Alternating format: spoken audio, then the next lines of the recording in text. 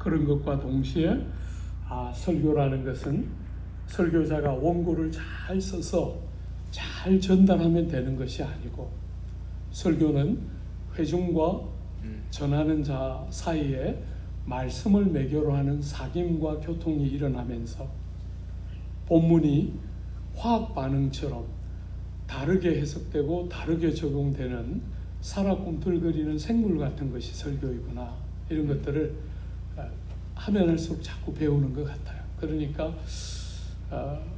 설교를 40년 어지간히 했는데 할수록 자신이 없고, 이 공이 어디로 어떻게 튈지 전혀 알지 못하는, 약간은 두려움도 있고 약간은 기대도 자꾸 생기는, 그래서 갈수록 더 납작 하나님 앞에 엎드리는 것 외에는 할 수 있는 게 없구나, 이런 생각들을 참 많이 하고 있는 것 같아요.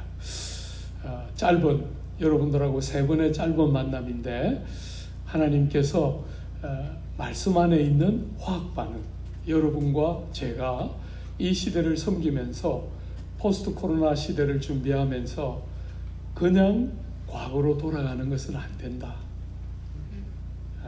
정말 하나님이 그 3년의 지독한 아픔을 거치면서 우리에게 주셨던 교훈과 다짐들을 그대로 삶에 적용하고 풀어내는 형태의 회복이 아니고 그냥 과거처럼 자유롭게 모일 수 있는 회복이면 안 된다. 반드시 다른 변화와 하나님이 우리에게 주신 교훈이 담겨 있는 형태의 회복으로 가야 우리가 정말 새로운 시대를 또 기대하면서 맞이할 수 있지 않을까, 그런 고민들을 같이 담으면서 한번 3번 오늘부터 여러분들하고 같이 고민하고 또 말씀을 같이 듣고 또 하나님 안에서 같이 사귀는 그런 시간이 되기를 기대합니다. 네.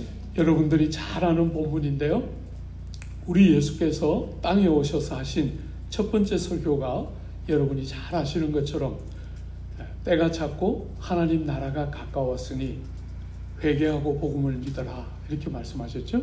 하나님 나라가 가까웠다. 고개를 들어서 딱 바라보기만 하면 바로 곁에 와 있는 것이 하나님 나라다, 이렇게 주님이 첫 번째 메시지를 하셨고, 주님의 마지막 메시지 사도행전 1장에 보면 부활하신 후에 40일 동안 살아나신 많은 증거와 표로 제자들과 함께 하시고 그들에게 하나님 나라의 일을 말씀하셨다. 그러니까 주님의 교훈의 첫 메시지도 하나님 나라이고 주님의 메시지의 마지막도 하나님 나라였던 것을 우리가 보게 되죠. 하나님 나라는 주님의 메시지의 가장 중심에 있고 그분이 우리에게 전하고 가르치고 싶어 했던 메시지의 처음이자 마지막이다, 이렇게 말할 수 있을 것 같아요. 그런데 오늘 우리가 다루려고 하는 이 비유는 하나님 나라를 이렇게 표현하고 있죠.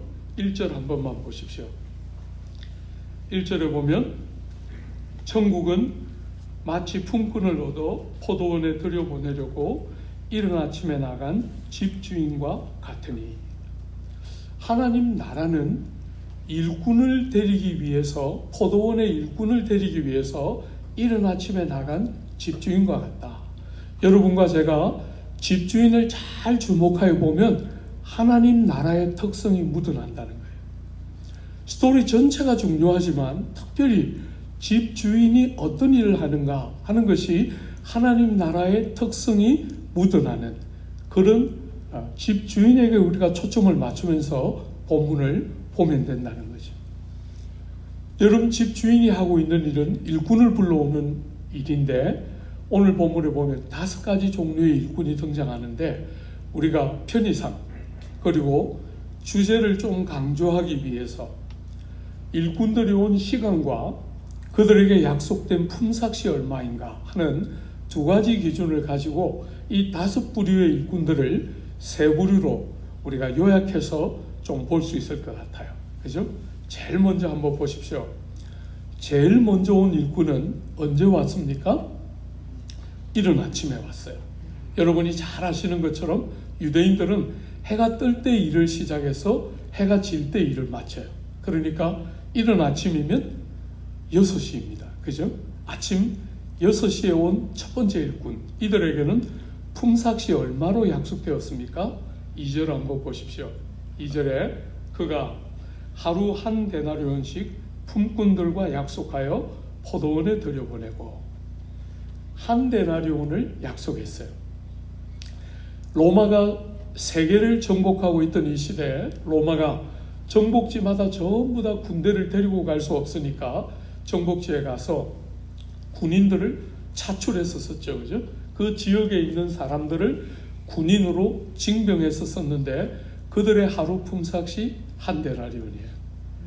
귀족들이 그 정복지에 가서 살림을 살기 위해서 하인들을 고용하고 그 집을 유지할 때 그 고용된 하인들의 하루 품삯이 한 데나리온입니다. 그죠? 그러면 오늘 이 본문에 등장하는 이른 아침에 온 일꾼들에게 하루 품삯으로 한 데나리온을 주면 많이 주는 것입니까? 적게 주는 것입니까? 제가 보통 교회 가서 이렇게 질문하는데 여러분 다 목사님이고 장로님이어서 조금 죄송하지만 그래도 한번 많이 주는 걸까요? 작게 주는 걸까요? 아니죠. 적절히 주는 거다 이렇게 했으면 좋겠는데 제가 예제를 2개만 줬어요. 그렇죠? 많이 주는 걸까? 적게 주는 걸까? 여러분 생각은 어떠세요? 많이 적절하게 주는 예제는 2개를 줬는데 답은 3번째 게 나왔어요. 여러분 생각은 어떠세요? 많이 주는 건 많이 주는 것이죠. 그죠? 왜 그렇죠? 일일 많이 주는 것 같은데 설명을 하기가 어려워. 이게 우리 한국 사람들의 보편적인 특징이죠. 그죠? 감은 있는데 설명은 잘 안 돼. 여러분 많이 주는 것일까요? 적게 주는 것일까요?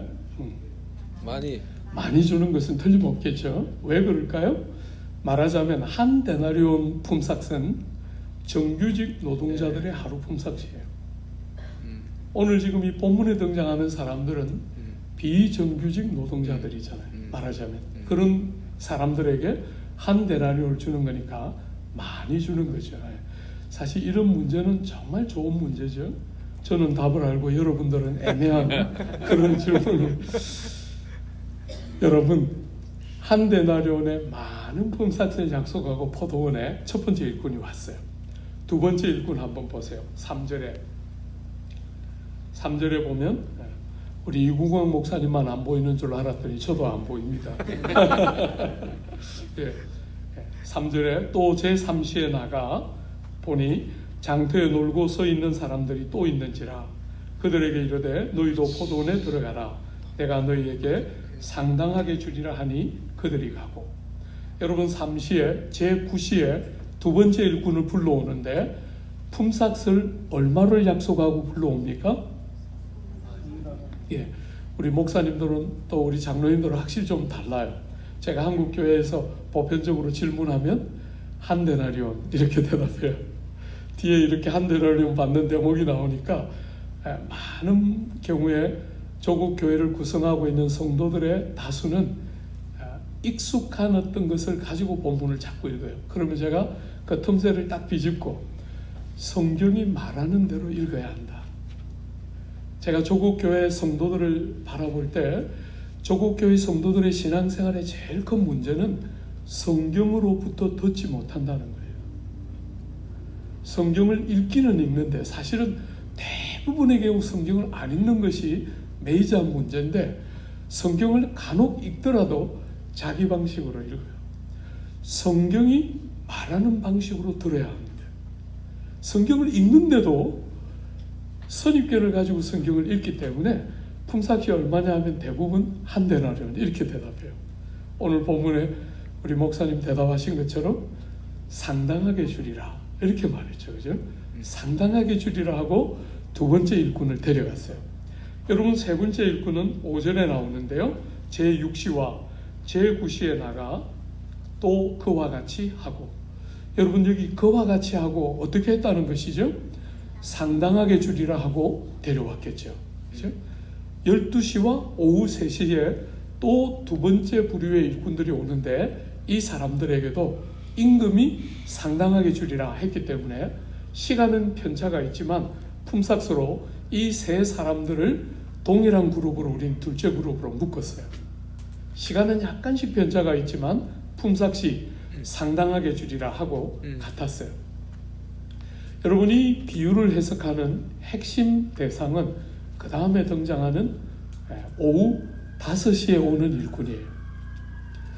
여러분, 해가 뜰 때 일을 시작해서 해가 질 때 일을 마치기 때문에 오후 5시에 오면 일하는 시간이 1시간밖에 안 남은 거잖아요. 그런데 오늘 본문 한 번만 더 보십시오. 6절에 보면 제11시에도 나가보니 서 있는 사람들이 또 있는지라. 여러분, 오후 5시면 사람이 거의 없어야 마땅한 시간인데 또 있는 겁니다. 그죠? 그래서 어떻게 합니까? 주인이 다른 사람에게 하지 않은 질문을 했어요. 여러분이 한번 눈여겨보아야 하는, 그죠? 요 마지막 일꾼들에게는 다른 사람에게 하지 않은 질문을 했습니다. 뭐라고 말했습니까? 너는 왜 너희는 어찌하여 종일토록 놀고 여기 서 있느냐? 오후 5시까지 거기 서 있을 사람은 거의 없는데 이들은 거기에 종일토록 일은 못하고 서 있는 것입니다. 그래서 주인이 왜 그런지를 질문했습니다. 그죠? 그들이 뭐라고 대답했습니까? 여러분 7절 한번 보십시오. 7절에 보면 우리를 품꾼으로 쓰는 이가 없음이니이다. 여러분 보기에 이 사람들은 일하고 싶은 사람입니까? 안 하고 싶은 사람입니까? 일하고 싶은 사람인데 품꾼으로 써주는 이가 없습니다. 사랑하는 여러분, 하나님 나라를 보여주는 포도원 주인이 이들에게 뭐라고 말하죠? 이들도 포도원으로 가서 일하도록 불러주십니다. 그런데 품삯이 얼마입니까? 여러분들은 역시 좀 달라요. 품삯이 얼마지요? 없습니다. 그죠? 기록되어 있지 않아요. 너무 당연하지 않을까요? 너무 일하고 싶은데 아무도 품꾼으로 써주지 않았어요. 그럴 때 주인이 너희도 가서 일하라 이렇게 말했을 때 얼마 줄 거예요? 물은 사람이 있을까요? 아무도 묻지 않았을 거예요. 오후 5시에 있는 일꾼들은 아무도 품꾼으로 쓰지 않던 일꾼이기 때문에 일을 시켜주자 어떤 면에서 얼마를 줄 것인지 묻지 않았어요. 그래서 본문은 침묵하고 있어요. 얼마를 줄 것인지에 대해서는 아무 어떤 면에서 관심도 없이 일을 시켜주는 주인의 부름을 너무나 감격하면서 포도원으로 달려갔을 거다. 우린 그렇게 추론해 볼 수 있겠죠. 오후 5시에 일꾼으로 불렀는데 얼마 줄 건가 하는 것은 더 이상 그들의 관심사가 아니었을 가능성이 굉장히 클 거예요. 그래서 본문은 침묵하고 있어요. 사랑하는 여러분, 여러분들이 잘 아는 이 비유, 제가 전도사 시절에 이 비유 가지고 설교를 준비하면서 그 당시 굉장히 유명한 설교자가 이 본문을 가지고 해석하면서 설교했는데 제가 은혜 되게 많이 받고 또 그 설교에서 회중들도 은혜를 꽤 끼쳤는데 지금 돌아보면 본문을 좀 잘 못 살렸다. 본문이 말하고 싶어하는 흐름과 리듬을 살리지 못했는데 그런 설교를 했구나 하는 약간은 후회로움이 남아있는 설교예요. 사랑하는 여러분, 이 비유를 해석하는 하나님 나라를 닮아서 우리에게 전해주고 싶어하는 이 비유를 해석하는 아주 중요한 단서가 그 다음 8절에 등장하고 있어요. 우리가 그 문제의식을 가지고 8절을 한 번만 같이 읽어볼까요? 8절입니다. 저물매 포도원 주인이 청지기들에게 이르되 품꾼들을 불러 나중 온 자로부터 시작하여 먼저 온 자까지 싹쓸 주라 하시니. 여러분, 이게 왜 중요할까요? 주인이 의도적이고 고의적으로, 의도를 가지고 고의적으로 익숙한 당시의 사회적인 통념을 뒤집었어요. 그 시대의 사람들이 보편적으로 생각하는 사회적인 통념은 일찍 와서 일을 많이 한 사람이거나 혹은 온 시간은 조금 편차가 있을지라도 주인의 눈에 볼 때 공로를 많이 세운 사람들에게 품삯을 먼저 주는 것이 당시 사회의 일반적인 통념이고 관례인데, 주인은 정면에서 뒤집었어요. 그죠? 하나님 나라를 보여주는 포도원 주인은 당시 세상과 사회의 통념과 관례를 정면에서 뒤집었어요. 의도를 갖고 있는 것이죠. 그죠? 의도와 계획을 가지고서 당시 사회가 보편적인 가치라고 여기는 그 통념과 가치를 정면에서 뒤집으면서 나중혼자부터 시작해서 원조혼자에게 품삯을 주라, 이렇게 말씀하셨어요. 사랑하는 여러분, 조국교회가 왜 이렇게 아픈가? 왜 코로나를 지나면서 이렇게 많이 욕을 듣고 이렇게 많이 조롱의 대상으로 전락됐을까? 문제를 바라보는 렌즈를 어디다 대느냐에 따라 사람들이 각기 다양한 형태로 문제를 제기할 수 있겠지만, 저는 개인적으로 오늘 이 주인이 보여주고 있는 하나님 나라 혹은 우리가 믿는 이 복음과 기독교라는 진리가 가지고 있는 세상의 보편적이라고 여기는 가치와 통념을 뒤집는 일을 실패했다.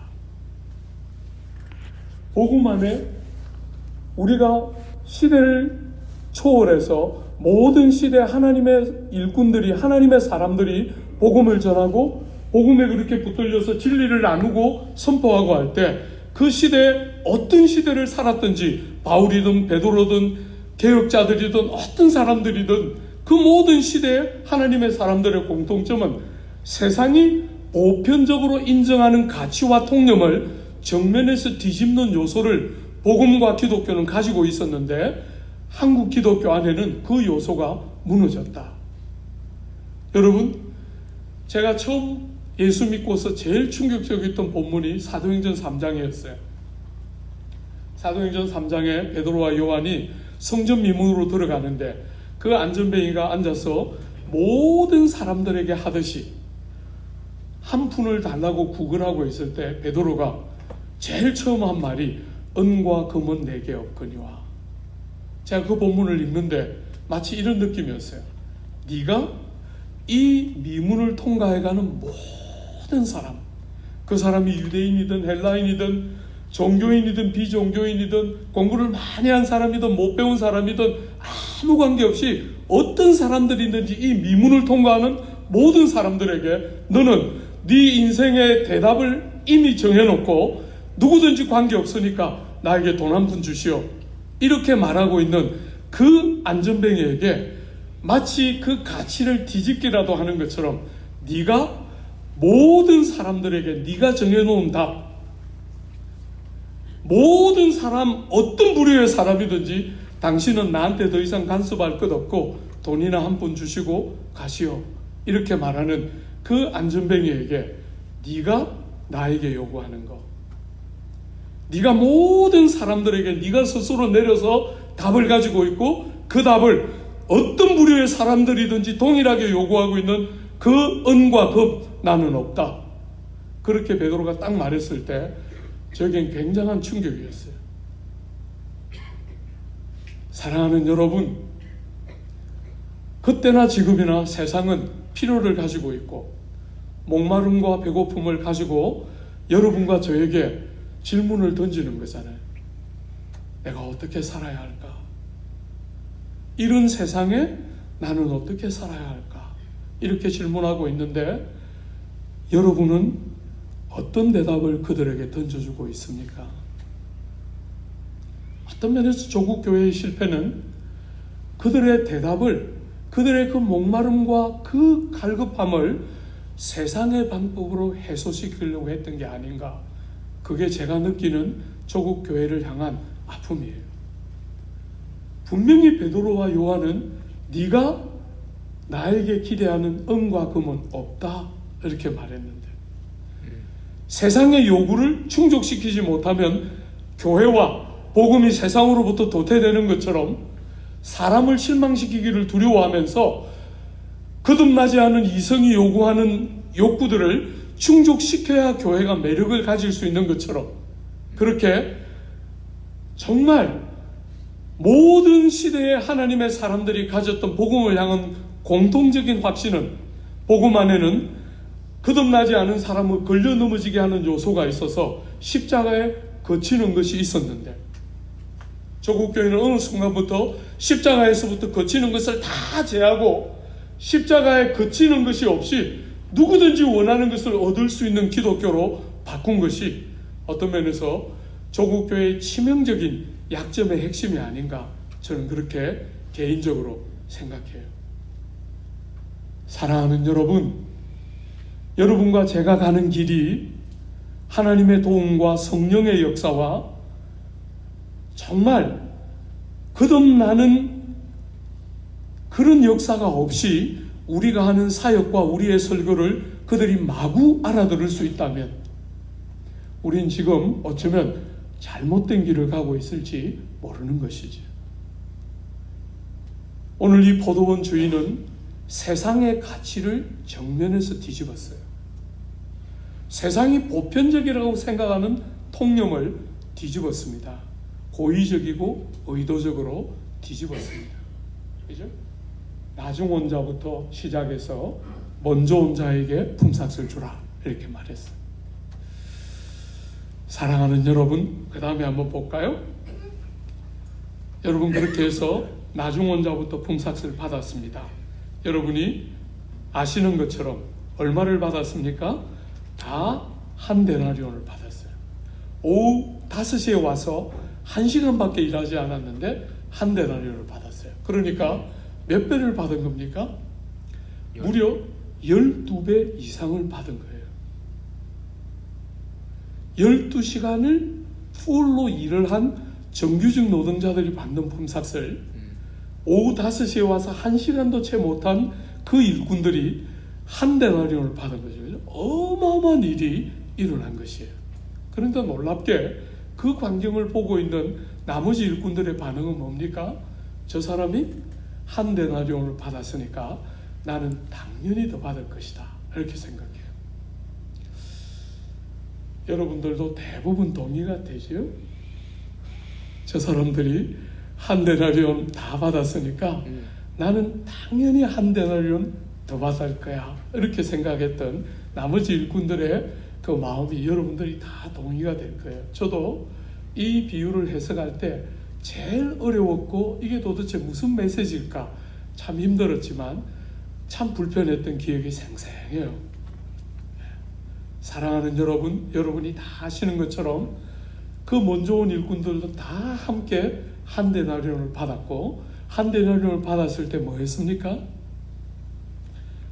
내가 얼마나 많은 시간을 일을 했는데 저 사람은 1시간만 일을 했고 나는 하루 종일 12시간을 일을 했는데 하면서 일한 시간과 양을 말하면서 분노하고 원망하고 불평을 쏟아냈어요. 여러분, 거기다가 수고한 것을 이야기했어요. 저 사람들은 오후 5시에 와서 해가 뉘엿뉘엿져서 그 유대 땅의 그 따가운 때햇볕에 햇빛이 쫙쫙 내리쬐을 때 그 수고와 애씀을 다 감당한 나하고 저 해가 져서 와서 그 햇볕 아래서 일하는 수고와 먼지를 보는 저 사람하고 나하고 어떻게 똑같이 취급할 수 있는가 하면서 분노하고 억울해하고 불평했어요. 사랑하는 여러분, 이 비유를 해석하는 이제 말하자면 결정적인 열쇠라 할 수 있는 것이 그 불평하는 종들을 향한 주인의 반응이에요. 그게 13절부터 15절입니다. 여러분, 우리 다시 한 번 더 읽어볼까요? 13절부터 15절. 주인이 그 중에 한 사람에게 대답하여 이르되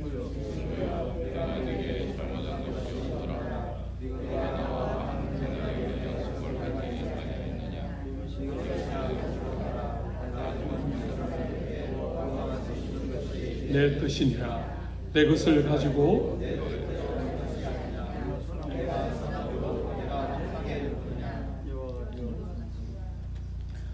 사랑하는 여러분, 13절부터 15절 이 주인의 반응을 쭉 읽고 혹시 여러분 좀 어떻습니까? 마음이 드러내놓고 말은 못하는데 약간은 낯섦과 불편함이 혹시 있습니까? 여러분들에게 질문은 안 하려고 해요. 우리 평신도들에게 제가 자주 질문했어요. 낯섦과 불편함이 있는가? 마치 이런 느낌이 안 듭니까? 이거 다 내 거다. 다 내 거 가지고 내가 원하는 대로 주는데 너가 무슨 상관이냐? 혹시 이런 느낌이 오늘 본문의 주인의 반응에 혹시 약간 느껴져서 말은 못하는데 불편하고 낯설미 혹시 있다면 저는 바로 그 불편함과 낯설미 이 비유를 해석하는 키라고 저는 봐요. 왜 불편할까? 왜 낯설게 느껴질까? 여러분 어떤 면에서 하나님께서 여러분과 저를 보면서 내 것 가지고 내가 원하는 대로 하는데 너까지 있게 무슨 상관이냐? 절대로 그렇게 하지 않지요. 그죠? 하나님은 우리의 작은 신음에 반응하시고 상한 갈대와 꺼져가는 등불을 심지를 끄지 않으시는 분이시기 때문에 우리 보고 너가 무슨 상관이냐? 절대로 그렇게 하지 않으시죠. 사랑하는 여러분, 그럼에도 불구하고 본문이 불편하고 낯선 이유가 뭘까요? 다름이 만드는 불편과 낯섦이죠. 사랑하는 여러분, 바로 그곳에 하나님 나라의 속성이 묻어 있기 때문이에요. 우리가 익숙하게 느끼고 불편하지 않고 낯설어하지 않는 그런 어떤 이야기를 지금 하고 있는 게 아니라 우리가 익숙해져 있는 어떤 가치를 마치 8절에서처럼 주인이 정면에서 뒤집었던 것처럼 오늘 이 비유가 담고 있는 메시지 자체가 우리가 세상을 살아가면서 익숙해지는 어떤 가치를 정면에서 건드리고 있기 때문에 낯설고 불편한 것이지만 이것은 하나님 나라의 제일 중요한 속성의 핵심이기 때문이죠. 사랑하는 여러분, 우리가 사는 여러분과 제가 사는 이 세상, 특별히 여러분이 몸담아 있는 미국은 제가 볼 때 그런 면에서 세상 정신의 가장 첨단에 있는 땅이라고 보여요. 주 안에 사랑하는 여러분, 우리가 몸담아 사는 이 세상의 가치가 뭡니까? 전부 능력과 자격과 조건과 공로가 기반이 되어서 모든 것들을 평가하는 세상이에요. 공부를 얼마나 출중하게 잘하는가, 개인의 능력이 얼마나 탁월한가, 리플레이스하고 어떤 문제들을 잘 해소시켜내면서 재능과 능력과 탁월한 기여들을 했는가에 따라서 품삯이 엄청나게 천정부지로 품삯이 벌어지는, 여러분이 자본주의가 이제 거의 후기 자본주의이기 때문에 이 자본주의가 만드는 제일 큰 어려움은 자본을 가지고 부를 축적하는 사회가 자본주의 사회이기 때문에 자본이 있고 없고에 따라서 이 빈부의 격차라는 게 천정부지로 벌어지는 것이 이 자본주의 사회의 치명적인 약점이에요. 사랑하는 여러분, 전 세계가 지금 몸살을 앓으면서 어려워하는 것 중에 하나는 빈부의 격차가 하늘과 땅처럼 벌어지고 있다는 거예요. 이렇게 어려운 세월을 지나왔는데 있는 사람들은 거의 문제가 없고 없는 사람들은 더 아픈, 이게 우리가 살아가는 이 세상의 그림인데 오늘 이 비유는 그 세상의 그림을 정면에서 깨뜨리고 있기 때문에 불편하고 낯선 거죠. 그게 뭡니까? 그게 바로 은혜이지요. 그죠? 은혜. 여러분, 구주가 세상에 오셨을 때 그분이 하신 일을 다양하게 성경은 표현하지만 그 중에 아주 중요한 한 개념이 은혜라는 개념인데, 자격과 공로와 조건과 능력과 일한 것이 너무너무 중요한 이 땅에 구주가 이 땅에 오시면서 하나님 나라라는 새로운 질서를 세상에 갖고 오셨는데, 그 나라는 세상이 말하는 것처럼 능력에 따라서, 자격에 따라서, 조건에 따라서, 공로에 따라서 부를 분배하는 그런 세상이 아니라 은혜를 따라서 사람의 어떤 외모나 그 사람의 자격이나 공로나 일한 것에 근거하지 않는, 아무 자격도 없고 일한 것도 없는 사람들을 향한 하나님이 사랑하시고, 우리 예수가 완전한 공로를 우리같이 자격 없는 자들을 위해서 이루어 놓으셨기 때문에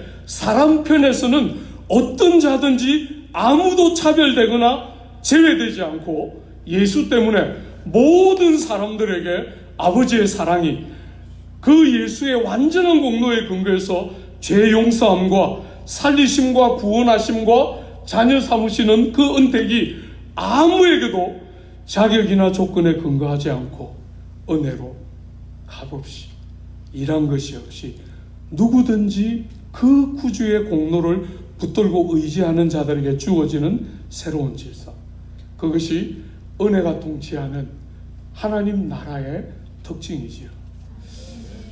여러분, 저는 개인적으로 40년 조금 못 되는 세월 목회를 해왔는데, 제 영혼의 영적인 고향은 로마서예요. 저는 40년 목회를 하면서 제가 한 거라고는 그냥 아침이든 저녁이든 시간이 허락되는 대로 본문 묵상했던 거, 그거 다예요. 사람들은 이렇게 보면 목회에 여러 은사가 있고 재능이 있는 분들을 보면 정말 머리도 브라이트하고 또 목회도 정말 재밌게 하는 거 저는 보는데, 저는 늘 보면 그냥 저는 군뱅이 같다. 아무것도 할 줄 아는 게 없고 그냥 아침에 일어나면 그냥 척척척 걸어가서 책상에 앉아서 새벽 기도 마치고 나면 책상에 앉아서 본문 열고, 어떡하든지 본문이 회중들에게 말하는 설교, 설교자의 탁월한 설교가 설교하는 설교 말고 본문이 회중들에게 말하는 설교를 어떻게 하면 할 수 있을까? 그게 지난 40년 저의 몸부림이고, 그런 몸부림을 쳐오는 이 삶의 자리에서 제 영혼이 한 번씩 드라이하고 제 영혼이 한 번씩 고갈되다고 느낄 때 늘 돌아갔던 영적인 고향 같은 본문은 로마서예요. 그래서 40년 목회를 하면서 로마서는 2년씩 4번 했어요. 2년씩 4번. 그리고 이제 남서울교회에서 이제 은퇴가 얼마 안 남았거든요. 제가 70이 가까워서 은퇴가 얼마 안 남은 게 아니고 그 교회는 65세가 은퇴예요. 그래서 뭐 여러분들이 보면 제가 뭐 7학년 같아 보이긴 또 할 거예요. 다 이제 어쨌거나 그 은퇴를 얼마 남겨놓지 않고 있는 지금, 제가 우리 너무너무 참 제가 지금까지 만난 회중들 중에 제일 베스트인 것 같아요. 우리 남서울 회중들은. 그 회중들하고 로마서 한 번 더 하고 은퇴하면 제 꿈이에요. 사랑하는 여러분, 그 영적인 고향 같은 로마서의 5장에 가보면 그 로마서 5장 21절에 한 절이, 그 21절 한 절이 우리가 예수 믿기 전에 우리의 삶과 우리가 예수 믿고 난 이후에 우리의 삶을 그 한 절이 대조하고 있는 한 절이에요. 그 로마서 5장 21절에 보면 예수를 인격적으로 만나기 전에 여러분과 제가 살았던 삶의 방식을 뭐라고 표현했냐면, 죄가 사망 안에서 왕노릇하던 삶, 그게 여러분과 제가 거듭나기 전에 우리의 삶의 방식이었다는 거예요. 죄가 사망 안에서 왕노릇했다는 거예요. 그런데 여러분과 제가 예수를 딱 믿음으로 인격적으로 만나서 거듭나고 나면 그때는 어떤 삶이냐면 은혜가 의로 말미암아 왕노릇하는 다른 삶이에요. 아멘.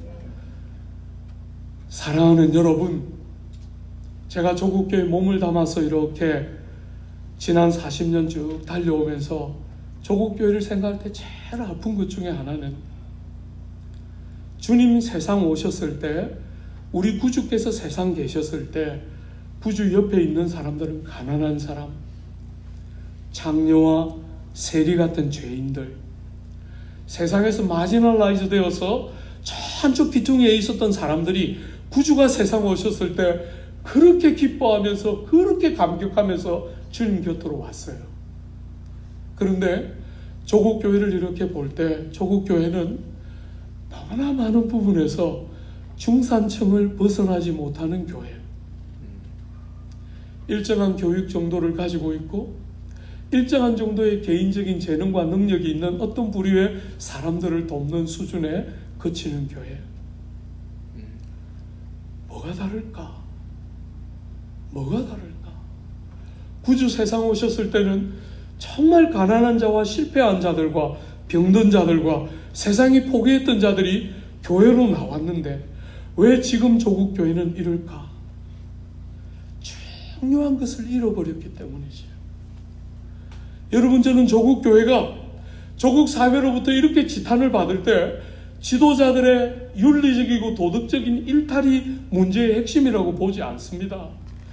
여러분, 그 일이 문제가 안 된다는 게 아니라 제가 짧은 지식으로 교회사를 공부했는데 교회사에 보면 그런 허물들은 어떤 시대 교회나 반복해서 있었어요. 그게 정당한 일이거나 그게 문제가 안 되는 일은 결코 아니지만 그게 오늘 조국 교회처럼 이렇게 교회를 치명적으로 상하게 하는 주제는 아니에요. 교회를 교회되게 하는 핵심이 빠져나가고 있다. 사랑하는 여러분, 여기 우리 장로님들도 계시지만 다수는 메신저들인데 여러분의 메시지는 담아야 할 것을 담고 있습니까? 세상 어디에서도 들을 수 없는 여러분과 저같이 이렇게 한계투성이고 모순투성이고 연약함투성이고 모자라는 것들을 여러분들이 보고 저도 보고 다 알고 있음에도 불구하고 그럼에도 불구하고 이 미련한 우리의 입술을 통하지 않으면 선포되지 않는 메시지 여러분 속에 있습니까? 세상에서 보편적으로 듣는 그 메시지를 교회 강단이 약간 다른 방식으로 가공해서 가르치는 게 아니라 세상 어디에도 들을 수 없는, 교회가 아니면 어디에서도 들을 수 없는 메시지가 여러분이 전하는 메시지 안에 담겨 있습니까? 저는 핵심적인 것이 빠져나가고 있기 때문에 오늘 조국교회가 이렇게 무너지고 있다. 조국교회가 이렇게 조롱당하고 손가락질 당하고 있다. 그 중에 하나가 제가 볼 때는 내일 저녁도 우리가 조금 더 그거를 더 많이 보겠지만 사랑하는 여러분, 그 중에 하나가 주님께는 문제가 안 되었던 것을 우리는 자꾸 문제거리로 만들고 있다. 사람의 외모가, 그의 학벌이, 그의 능력이, 그의 사회적인 신분과 지위가 주님의 이 은혜가 통치하는 새로운 질서 안에 들어오는데 아무 문제가 아닌 것은 말할 것도 없고, 이렇게 차별하고 이렇게 아무렇게나 사람을 외모를 따라 아무렇게나 말하는 이런 땅 위에서 그 하나님 나라의 은혜라는 새로운 질서를 만났을 때 하나님의 백성들이 그 가난과 그 실패와 그 병듦과 그 모든 세상으로부터 조롱당한 가운데서 전혀 그들을 다르게 대하는 복음의 새로운 통치 질서를 만났을 때 그들이 주님 곁으로 오지 않을 수 없는 것이지요.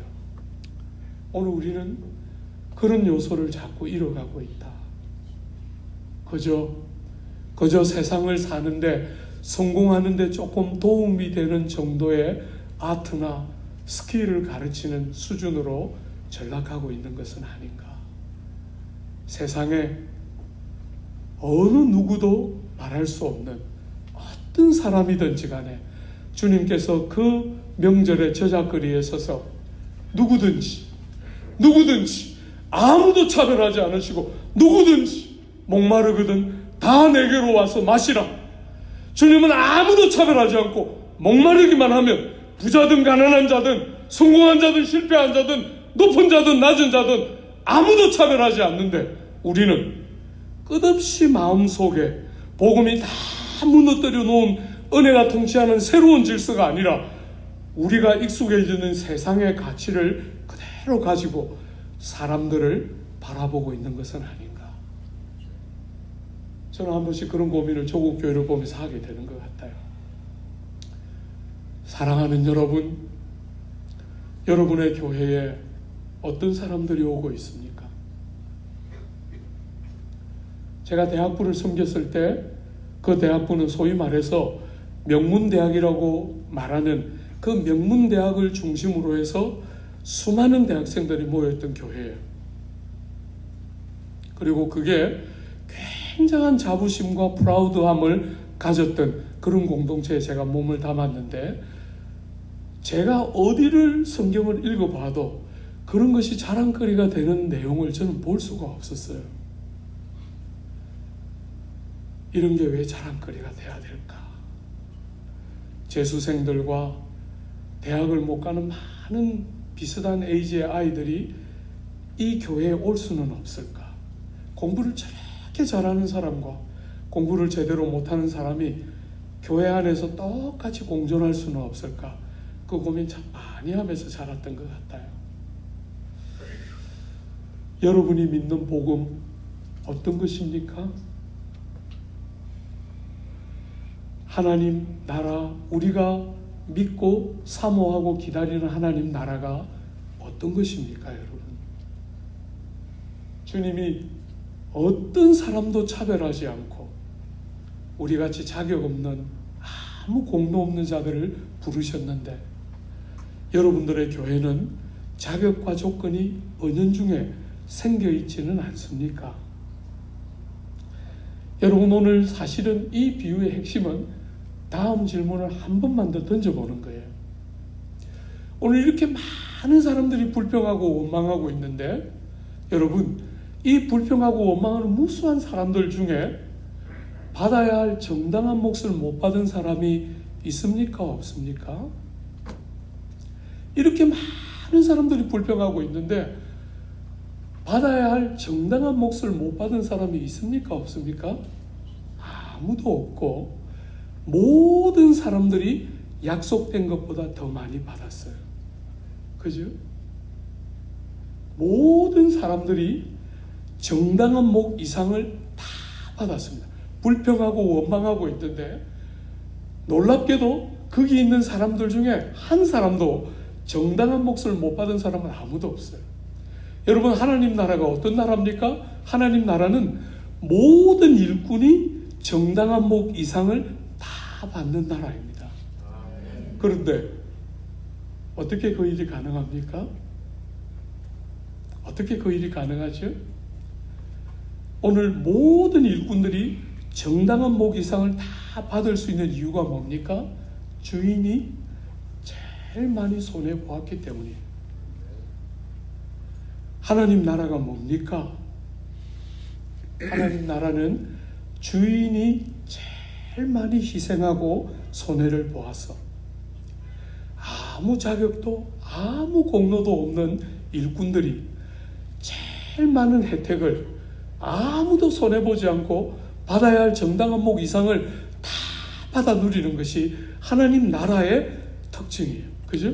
아버지 하나님이 아들 하나님의 생명을 담보로 내어주심으로 여러분과 저처럼 아무 자격 없는 우리가 더 이상 우리의 자격 없음과 우리가 어떤 옷을 입었는지, 우리가 어떻게 기여했는지, 어떤 것에도 우리는 기죽지 않고 우리의 모든 무자격함에도 불구하고 하나님께서 아들 하나님을 희생하신, 가장 많이 손해보신 아버지 하나님의 희생의 근거에서 우리같이 자격 없는 자들이 모두가 하나도 빠짐없이 일한 것보다 더 많은 혜택을 누리는 은혜가 통치하는 다른 질서 안으로 들어가게 돼요.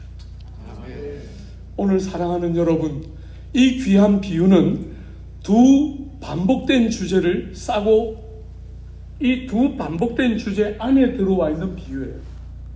그러니까 실제로 이 비유가 여러분과 저에게 하고 싶어하는 메시지는 제일 처음과 제일 마지막에 등장하는 그 본문의 메시지를 말하고 싶어하는 거죠. 제가 눈이 잘 안 보여서 일일이 다 읽지는 못했지만 실제로 읽은 내용을 다 우리가 본 거잖아요. 그죠? 의도적으로 하나만 안 다루었어요. 뭘 안 다루었습니까? 19장 30절과 20장 16절이에요. 한 번만 보십시오. 19장 30절. 그러나 먼저 된 자로서 나중되고 나중된 자로서 먼저 될 자가 많으니라. 20장 16절에 이와 같이 나중된 자로서 먼저 되고 먼저 된 자로서 나중되리라. 여러분이 이 제일 처음에 나오는 것과 제일 마지막에 나오는 이 핵심적인 메시지, 말하자면 많은 꼴찌들이 첫째가 되고 많은 첫째들이 꼴찌가 되리라. 이게 지금 이 비유가 하고 싶어하는 메시지의 핵심인 거잖아요. 여러분은 첫째 같은 꼴찌입니까? 아니면 꼴찌 같은 첫째입니까? 사람들의 눈에 볼 때 첫째 같아 보이는데 꼴찌로 드러날 자가 많이 있고, 사람들의 눈에 볼 때 꼴찌 같은데 첫째가 되는 일이 많이 있는 것이 하나님 나라의 특징이라는 거예요. 사랑하는 여러분, 여러분이 첫째 같은 꼴찌인지 꼴찌 같은 첫째인지 어떻게 알 수 있습니까? 하나님 나라 가면 알 수 있습니다. 성경은 그렇게 무책임하지 않아요. 성경은 여러분이 첫째 같은 꼴찌인지 꼴찌 같은 첫째인지 알 수 있다고 오늘 본문은 말하고 있어요. 뭘 보면 되죠? 두 가지를 보면 됩니다. 여러분의 입과 여러분의 마음을 보면 돼요. 여러분의 입이 뭘 담아내면 첫째 같은 꼴찌가 될까요? 내가 얼마나 많은 일을 했는가, 내가 얼마나 많은 시간 수고했는가 하고 끝없이 자기를 헤아리는 어리석은 사람들은 하나님 나라에서는 첫째 같아 보이지만 꼴찌일 가능성이 크다는 거예요. 여러분, 제가 이렇게 40년 동안 정말 모자라는 지식으로 축자사자 성경을 연구했는데, 제가 보면 조국교회의 치명적인 약점은 자랑이 너무 많다는 거예요. 자랑. 너무 자랑이 많아요. 자기 자랑 그것만 해도 모자라가지고 자식 자랑. 여러분, 자식 자랑도 한 두어 번은 들어줄 수 있는데, 어지간하면 들어줄 수 있는데, 그걸로도 모자라서 손주 자랑할 때는 소리 지르고 싶어요. 손주 하나 이야기할 때마다 돈 내라 하고 싶어요. 우리가 들어드리는 거죠. 그래서 아무도 관심 없는데, 우리는 아무도 관심 없어요. 여러분의 자식이 어떤 사람인지, 거기다 여러분의 손주가 어떤 사람인지 I don't care. 아무 관심이 없는데 말하고 싶어 견딜 수 없어요. 그게 여러분과 저의 본성이에요. 그죠? 우리는 손톱만큼이라도 우리가 들어가면 우리가 한 이야기를 하고 싶어요. 그런데 그런 우리 본성에 은혜가 통치하는 새로운 질서가 딱 들어오면 어떻게 되지요? 할 말이 없는 것이죠. 바울처럼 나는 죄인의 개수라 모든 성도들 중에 지극히 작은 자보다 더 작은 나에게, 자기에 대해서 할 말이 없는 거예요. 얼마나 많은 교회를 세우고 얼마나 많은 영혼들이 돌아오고 얼마나 많은 섬김을 했는데, 그런 이야기는 여러분이 성경 어디에서 읽을 수 있습니까? 거의 나오지 않고, 그가 그에 대해서 말하는 것은 나는 죄인의 개수요, 내가 굳이 나에 대해서 말해야 한다면 나의 실패와 나의 연약과 나의 끝없는 한계와 모자람과 내가 연약할 때 정말 하나님의 능력이 강하여지기 때문에 부득불 말해야 한다면 나의 약함과 나의 실패와 나의 넘어진 것들을 나누고 말하리라. 그게 바울에게서 우리가 배우는 기독교인데, 오늘 조국교회는 너무 마음 아프게도 자랑이 너무 많은 거예요. 자기에 대해서 할 이야기가 너무 많아요. 우리 한국 사람들은 자기가 자기 이야기 못해요. 이렇게 자꾸 크니까. 그래서 자기가 자기 이야기 안 했는데 옆에 있는 사람들이, 목사님 이분이요 막 이렇게 말하면 앞에서는 아이 그런 걸 뭐려고 말해 이러고 돌아서서 사람 보는 눈은 있어가지고. 사랑하는 여러분, 그건 겸손이 아니고 교만이잖아요. 그죠? 외식이죠. 그건 기독교의 덕이 아니에요. 전 정말 아파요. 조국 사회를 생각할 때, 목회자들을 생각할 때 조국 사회가 그렇게 생각한다는 거 아니에요. 자기 입으로 떠벌리고 다니는 어떤 사람들도 있지만 떠벌리지는 않는데 누군가가 알아주면 끝없이 좋아하고, 그 어리석은 자랑을, 은혜가 통치하는 새로운 질서를 만났는데 왜 그렇게 성경이 가르치는 기독교와 모습이 다른지, 우리 같은 것을 공로나 자격이나 조건이나 이런 것에 근거하지 않고 구주의 완전한 대속의 은혜 때문에 아무 자격 없는 우리를 선대하셨는데, 우리는 왜 그렇게 우리에게 할 말이 많은가? 이게 지금 이 비유가 여러분과 저에게 주고 있는, 여러분이 첫째 같은 꼴찌인지 꼴찌 같은 첫째인지 여러분을 보는 입에 말이 어떤 말들이 나오는지 보라는 거예요. 두 번째로 여러분 마음을 한번 보라는 거예요. 마음. 여러분 이 본문에는 나오지 않지만 이 20장 25절 한번 보세요. 20장 25절에 여러분 25절부터 28절까지 우리 한 번만 같이 읽어볼까요? 25절부터 28절까지 20장 25절.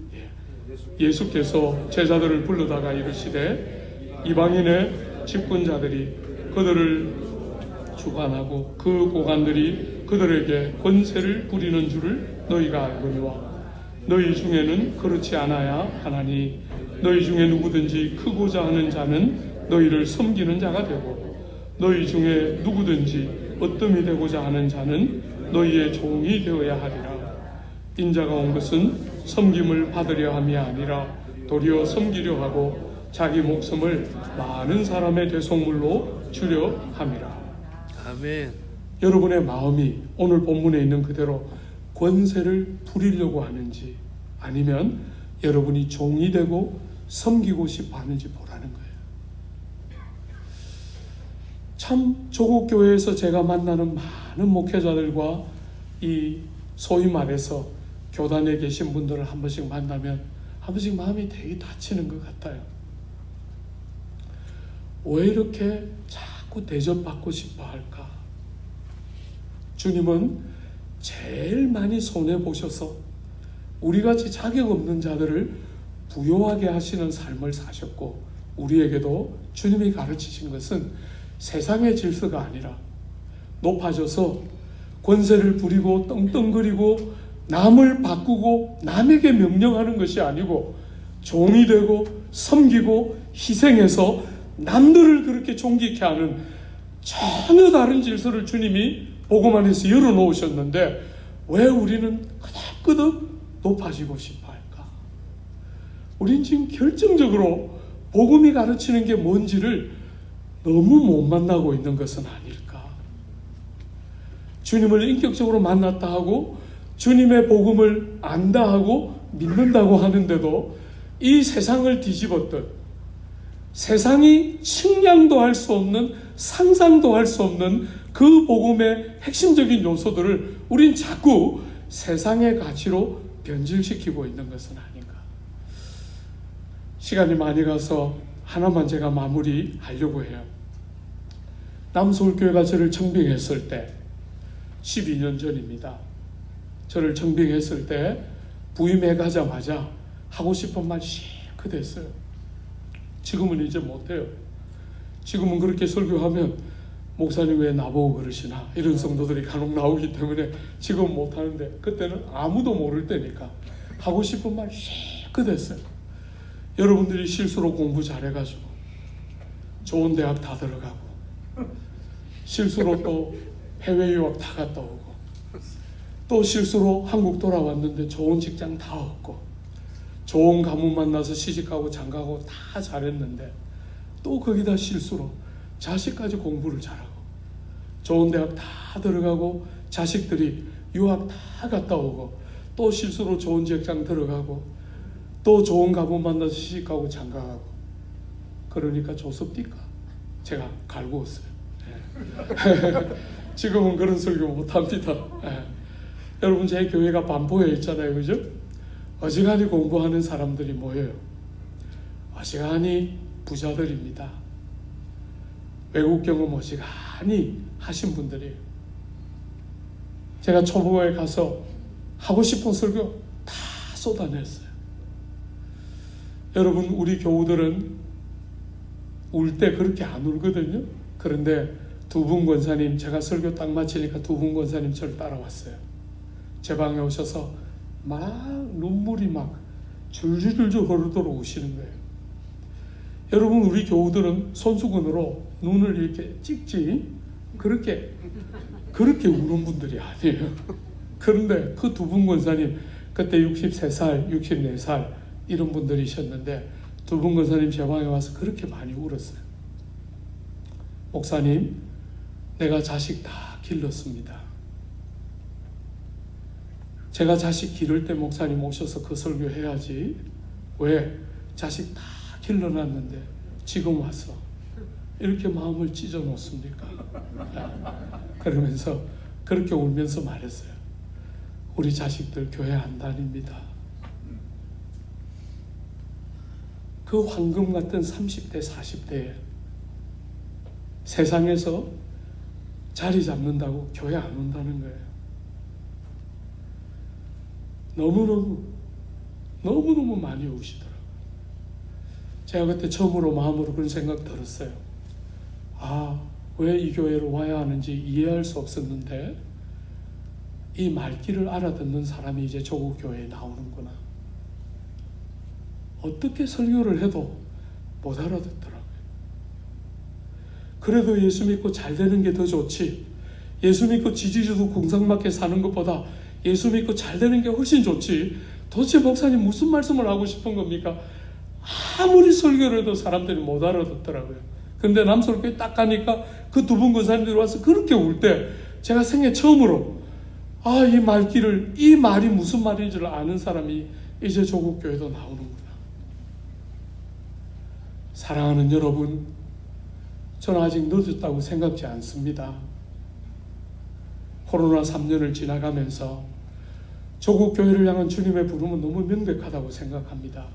성경으로 돌아가고 복음에 충실한 기독교가 되도록 우리가 원하는, 우리가 마음으로 생각하는 그런 기독교가 아니라 성경이 말하고 싶어하고 복음이 정말 담아내고 싶어하는, 복음에 충실하고 성경이 가르치고 싶어하는 그 모습들을 회복해내고, 우리가 사람들을 바라보고 영혼들을 대하는 자세가 정말 우리 목회자들 안에서부터 다른 눈과 성경이 가르치는 기준들이 살아있을 때, 그래서 공부를 잘하고 사회적인 신분과 지위가 높은 분들은 높은 대로 정말 사랑하고 존경하고 아끼고, 실패하고 의지가지 없는 불쌍한 영혼들은 말할 것이 없이 교회 공동체 안에서 존귀함을 회복하고 세상과 다른 지수를 만나면서 세상 어디에도 찾을 수 없는 부요와 영광이 뭔지를 발견해야, 그 눈이 열려야 세상이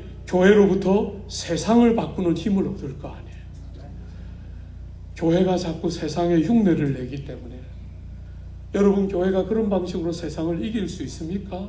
못 이깁니다. 교회만의 고유한 아름다움과 특성들이 묻어나야 교회는 세상을 뒤집고 세상을 섬기고 치료하고 살리는 거예요. 우리 어릴 때 비하면 얼마나 잘 살아요. 그죠? 제가 제일 싫어하는 음식은 수제비예요. 아내 박미애를 만났는데 박미애는 수제비를 제일 좋아하더라고요. 저는 이해할 수 없었어요. 너는 어떤 수제비를 먹었길래 수제비가 그렇게 맛있나? 여러분, 제가 어머니 없이 컸는데 5살에 아버지 어머니 이혼해가지고 홀아버지 손에 제가 평생 컸어요. 아버지가 저를 키우고 아버지 직장 가고 나면 할머니가 저를 키웠는데, 그 손주 사랑하는 할머니가 수제비를 손바닥만한 걸 넣었다가 건져줬어요. 여러분, 수제비의 매력은 얄쓱얄쓱하고 작아야 되는 거잖아요. 이 할머니가 손주 사랑하는 마음으로 이런 것들을 넣었다 건져주니까 제가 기억하는 수제비는 호흡을 한 거예요. 근데 제 아내는 그 얄쓱얄쓱한 수제비를 감자도 종종 썰어 놓고 맛난 거 다 넣어서 이렇게 엄마가 끓여주니까 너무 좋아하는 거예요.